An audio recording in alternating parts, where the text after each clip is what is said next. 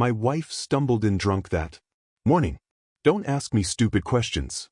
It's none of your business where I was. She snapped. But her jaw dropped when she realized I wasn't alone. When she saw who was sitting on my lap start, she stumbled through the door just after dawn. The smell of cheap liquor entered. Before she did, hair-tangled lipstick smeared. She looked at me like I was the problem. Don't ask me stupid questions. It's none of your business where I was. She snapped. But her voice froze when she saw I wasn't alone. Trembled, her pupils widened, and then she saw her, the woman sitting on my lap, calm, composed, and quietly sipping.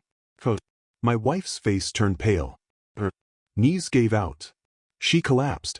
The moment she realized her game was over. There was a time I would have died for her.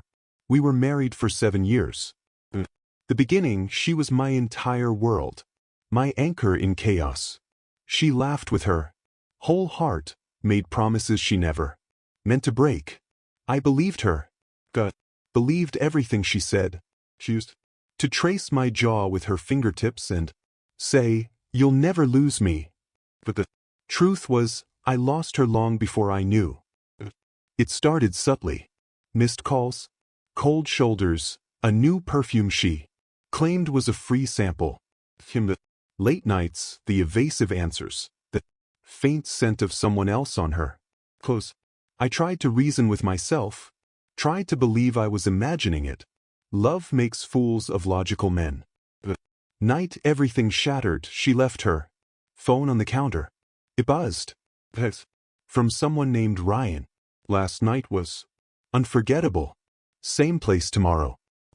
Hands went numb. I read it twice, then 3 times, hoping the words would change. They didn't. I didn't confront her. Not yet. Confrontation gives away power. I simply smiled when she came home that night and asked about her day.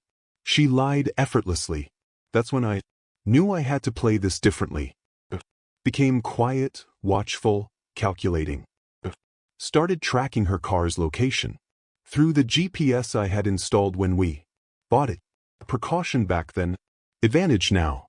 Every girl's night was spent in the same hotel, room 406. Photos, videos, receipts, timestamps, the truth neatly documented. Betrayal has its cost. I was ready to make her pay in full. For weeks, prepared, not emotionally. I was done feeling, but strategically. First I met with a lawyer. I learned things she didn't know about the house. Finances, her credit. Everything we shared became mine the moment I set the pieces in motion quietly, legally, perfectly. Then I reached out to the other woman in Ryan's life, his wife. Her name was Clara. I expected rage, tears, denial, but instead she smiled. Slow and sharp. Let's give them something they'll never forget, she. That was the beginning of our partnership. 2 betrayed souls bonded by pain and purpose.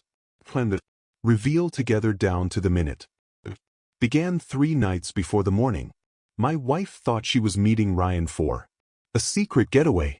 Instead, she arrived to find his wife Clara waiting in the hotel lobby with divorce papers in one hand and a camera in the other. Caught every expression, every excuse, every failed lie. Meanwhile, I stayed home preparing the final act. When it returned at dawn, reeking of whiskey and panic, she didn't expect anyone to be awake. She stumbled through her usual line of defense. Don't ask me stupid questions. It's none of your business. Well, I was. But this time it was my business. Clara sat on my lap wearing the same calmness I'd worn for months.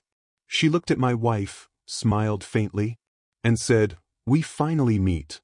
The silence that followed was surgical.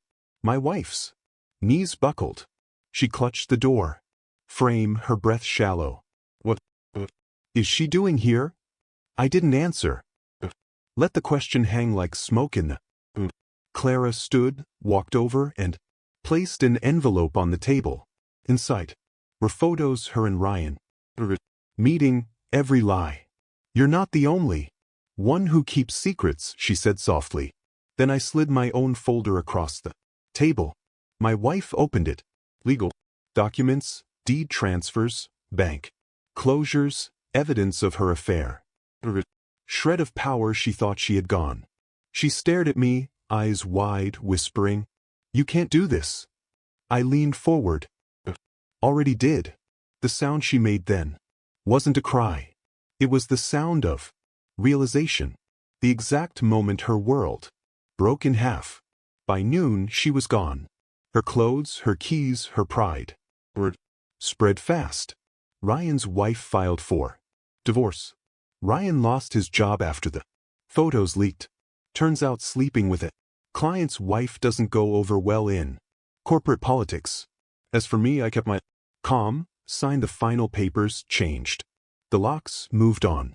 Claire and I never became lovers. That wasn't the point. We're allies in justice, nothing more. Two people who refuse to be victims. Sometimes late at night I still remember her laughter. The version of her before the lies. It used to sting.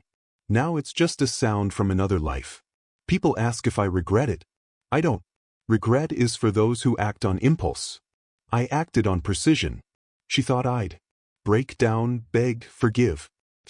Underestimated the power of silence, of patience. Revenge isn't about shouting or chaos. It's about control. Standing in the ruins they created and knowing you're the only one left. Standing. That morning when she stumbled in drunk and saw us together, I didn't need to say a word. The truth spoke for itself. And it was louder than any revenge could ever be. I didn't raise my voice, didn't lift a hand, just built it. Truth so undeniable it destroyed her. Quietly. That's the kind of justice I believe in.